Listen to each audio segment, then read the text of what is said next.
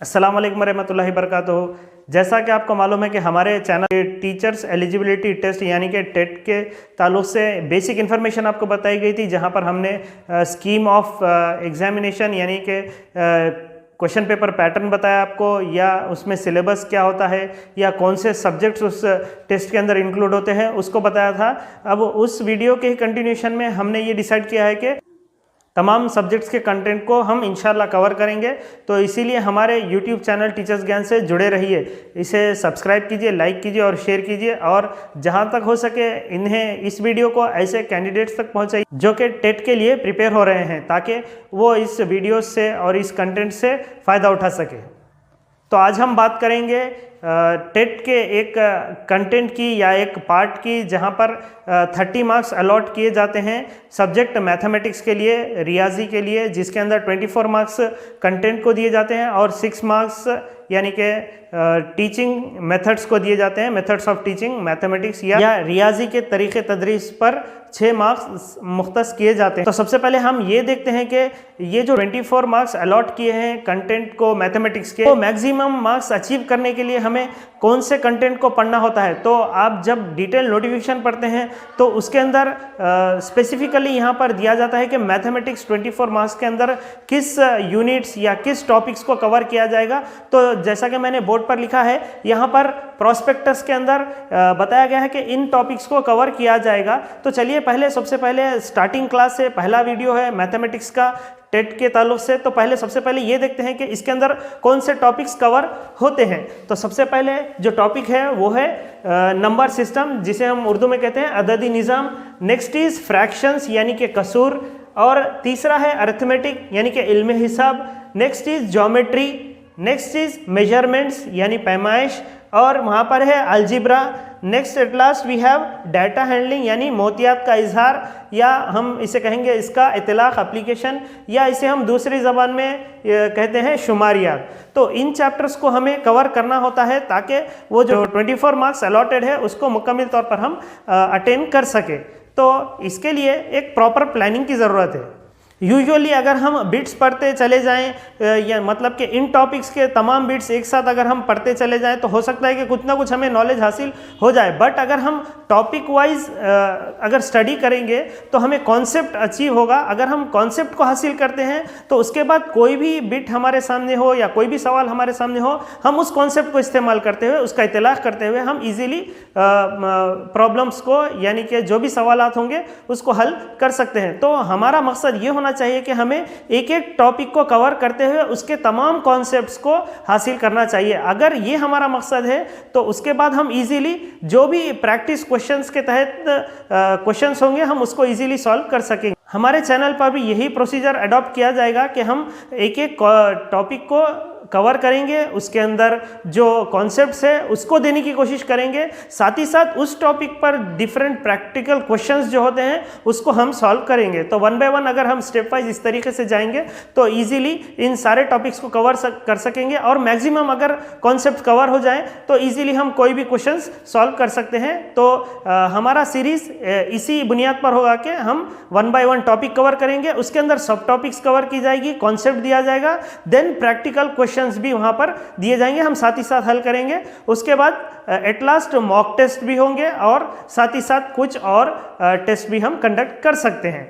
वैसे तो यहाँ पर सिर्फ 7 टॉपिक के नेम्स दिए गए हैं, लेकिन अगर हम इनको डिटेल स्टडी करना चाहते हैं तो हमें 3rd क्लास से लेके 8th क्लास तक के टेक्स्ट बुक्स को कवर करना होता है। तो यानी कि सपोज अगर हम लेंगे कि पहला चैप्टर टॉपिक जो है नंबर सिस्टम या अददी निज़ाम, तो इसके अंडर में 3rd से लेके 8th क्लास तक कौन से कॉन्सेप्ट्स आते हैं वो हम एक जगह करेंगे और आपके सामने प्रेजेंट करेंगे, जिससे आपको भी आसानी होगी, उससे रिलेटेड हम क्वेश्चन सॉल्व करेंगे। तो ये एक मैं समझता हूँ कि एक इजी प्रोसीजर होगा कंटेंट को कंप्लीट करने का या अटेन करने का। तो आज का हमारा टॉपिक हम स्टार्ट करेंगे पहले वीडियो में नंबर सिस्टम से, और हम देखेंगे कि उसके अंदर कौन से सब टॉपिक्स आते हैं। तो चलिए स्टार्ट करते हैं हमारे पहले टॉपिक से, जो कि है अददी निज़ाम यानी कि नंबर सिस्टम।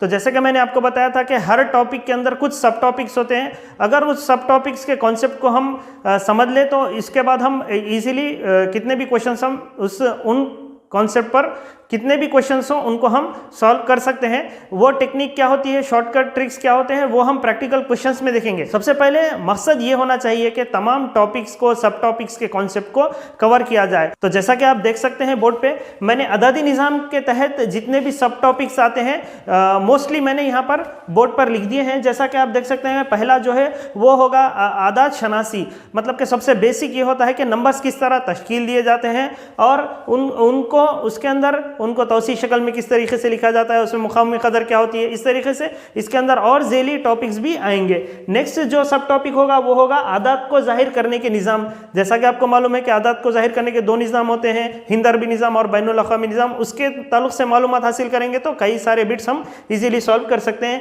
नेक्स्ट जो कि बहुत ही इंपॉर्टेंट टॉपिक है ये नंबर सिस्टम की, वो है तकसीम पजीरी के उसूल।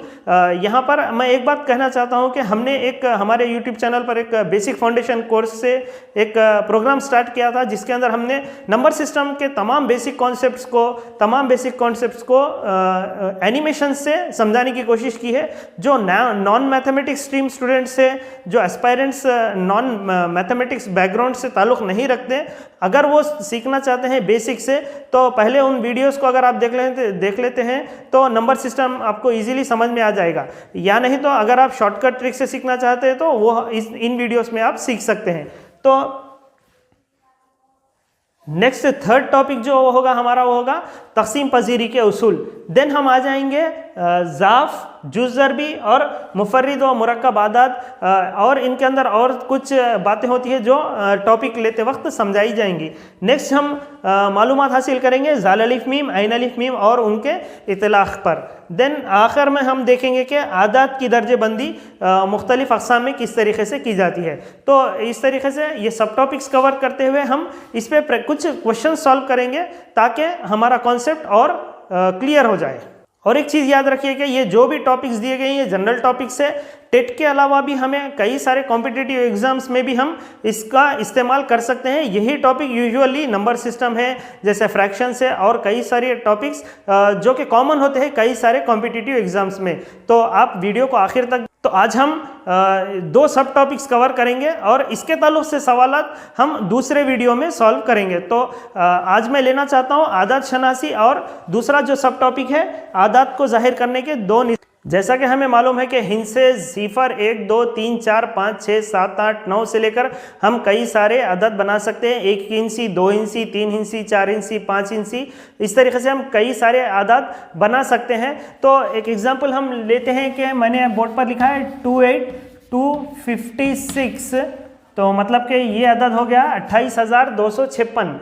तो इस अदद में हर एक हिंसा, जैसा कि यहाँ 6, 5, 2, 8, 2 है, वो अपनी एक मुकामी कीमत रखता है। तो ये मुकामी कीमत या मुकामी कदर क्या है, इसके बारे में हम देखेंगे। मुकामी कदर या मुकामी कीमत, जैसा कि आपको मालूम है कि हम आदात को, एक आदात के अंदर हम उसकी कुछ मुकाम को मौसूम करते हैं। जैसा कि यहाँ पर 6 इकाई के मुकाम पर है, 5 दहाई के मुकाम पर है, 2 सैकड़े के मुकाम पर है और 8 हज़ार के मुकाम पर है, 2 10,000 के मुकाम पर है। अगर 6 इकाई के मुकाम पर है तो इसकी मुकामी कीमत हो जाएगी 6, और अगर 5 यहाँ पर दहाई के मुकाम पर है, यानी 5 दहाइयाँ हैं, मतलब कि 5 दहाइयाँ हैं जो मिलकर हो जाएंगे 50। तो यहाँ पर 5 दहाई के मुकाम पर है, उसकी कीमत, मुकामी कीमत हो जाएगी 50।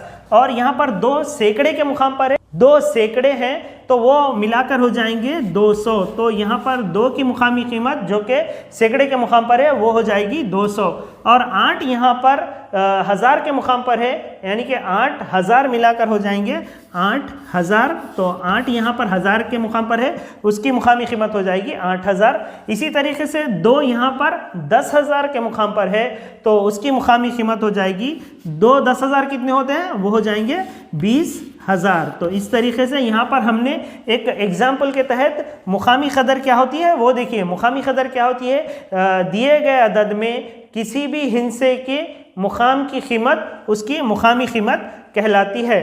और साथ ही साथ जो ये तरीक़ा हमने देखा है इसको हम कहते हैं तौसी शक्ल में लिखना, यानी कि जो दिया गया अदद है 28,256, हमने उसको तौसी कर दिया है। 28,256 को तौसी शक्ल में कुछ इस तरीके से लिखा जाता है। किसी भी अदद को पढ़ने और लिखने के लिए दो निज़ाम यहाँ पर हम बताएंगे आपको आज, जो कि है हिंद अरबी निज़ाम और बैनुल अक़वामी निज़ाम। तो जैसा कि आप देख सकते हैं कि हिंद अरबी निज़ाम में कुछ इस तरीके से मुकामी कीमत दी जाती है, मुकाम दिया जाता है। सबसे पहले इकाई होता है, दहाई, सैकड़ा, हज़ार, 10,000, लाख, 10 लाख, करोड़, 10 करोड़ और 100 करोड़ होता है। और उसी तरीके से यहाँ पर बैनुल अक़वामी निज़ाम में इकाई होता है, दहाई होता है, सैकड़ा होता है, हज़ार होता है, 10,000 होता है। यहाँ तक ये दो निज़ाम भी सेम होते हैं। या जहाँ पर यहाँ लाख आता है तो यहाँ पर 10,000 के बाद 100,000 आ जाएगा, उसके बाद 1 मिलियन और 10 मिलियन, 100 मिलियन और 1 बिलियन यहाँ पर आ जाएगा। ये जो मुकाम है, ये मुकामात बैनुल अक़वामी निज़ाम में मुख्तस किए जाते हैं हिंद 100 को किसी भी अदद में पढ़ने के लिए। हिंद अरबी निज़ाम इसको इसीलिए कहा जाता है क्योंकि ये हिंदुस्तानियों ने इसे पहले ईजाद किया था, बाद में अरबी लोग इसे इस्तेमाल किए थे। बैनुल अक़वामी निज़ाम सारी दुनिया में राइज होता है, इंटरनेशनल मार्केट में इसी निज़ाम को यूज़ किया जाता है। यहाँ पर हमें एक बहुत अच्छा कॉन्सेप्ट मिलता है जो कि ऑब्जेक्टिव टाइप के लिए काफ़ी अहम है। वो ये है कि 1 लाख के अंदर कितने हज़ार है, यहाँ पर 100,000 है, और 10 लाख मिलाकर बनते हैं 1 मिलियन, और 1 करोड़ में 10 मिलियन होते हैं, और 10 करोड़ मिलाकर 100 मिलियन होते हैं। इसी तरीके से 100 करोड़ मसावी होते हैं 1 बिलियन के। तो इस कॉन्सेप्ट पर भी आपको सवाल पूछा जा सकता है, तो ये कॉन्सेप्ट हम अपने साथ रखेंगे तो आगे भी आसानी होगी।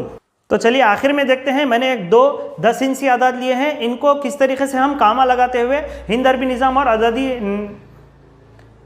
हिंद अरबी निज़ाम और बैनुल अक़वामी निज़ाम में किस तरीके से हम इसको लिखते हैं या पढ़ते हैं। तो सबसे पहले कोई भी अदद को इजीली पढ़ने के लिए कामा लगाया जाता है। तो हिंद अरबी निज़ाम में जैसा कि आपको मालूम है कि इकाई, दहाई जो मुकाम होते हैं वो होते हैं इकाई, दहाई, सैकड़ा, हज़ार, 10,000, लाख, 10 लाख, करोड़ और 10 करोड़। तो यहाँ पर इकाई, दहाई, सैकड़े के बाद एक कामा लगाया जाता है, और 1000 और 10,000 के बाद एक कामा लगाया जाता है, लाख और 10 लाख के बाद एक कामा लगाया जाता है, और जो नंबर होते हैं बाकी उन्हें छोड़ दिया जाता है, वो करोड़ का हिस्सा बन जाते हैं।